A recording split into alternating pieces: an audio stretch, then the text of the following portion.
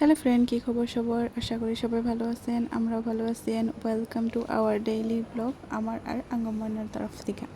যেহেতু কদিন ধরে আমি বাড়িতে আছি আর ময়না আমার লগে একদম সবসময় লেগে থাকে, একদম কোনাহানে যাবার চায় না, আমার লগেই থাকার চেষ্টা করে সব সময়। তো কালকে সন্ধ্যাবেলা আমি অল্প বাজারে গেছিলাম, বাড়ির সবাই বলে চিকেন পোলাও খায়, তার জন্য আমি আনবার গেছিলাম, লগে কিছু টুকটাক বস্তুও নিয়ে আসলাম। তো এই আমি চিকেন অ্যান্ড পোলাও বানানোর জন্য সব কিছু রেডি করে নিয়ে হেরে এনে বহাই দিলাম। আমি দুই জায়গা দুইটা বানাই নিতেছিলাম গা, রাইতো বহুত হয়ে গেছিলো, 9টা পার হয়ে গেছিলো। আলুটা প্রথমে ভাইজা হেরে তারপর আমি চিকেনে সিধা দিয়ে দিতেছিলাম। চিকেনের মধ্যে সব কিছু মশলা আমি অ্যাড করে নিয়েছিলাম।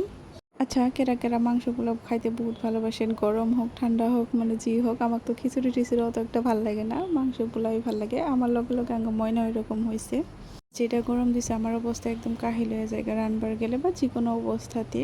এনে দেখেন আমার চিকেন রান্নাটাও হয়ে গেছে গা। চিকেন রান্না হেরে আমি প্রথমে ময়নার রেন থেকে উঠে হেরে খাবার দিছিলাম, কিন্তু ময়না দেখেন কিরম খাবার জন্য ওয়েট করে আছে।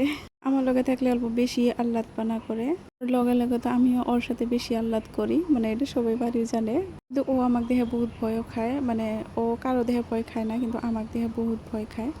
আর চিকেন আনলে তো খালি লেগ পিসই লাগে, আর কিছুই লাগে না। তো কেমন লাগলো ভিডিওটা জানাবেন। আল্লাহ হাফিজ।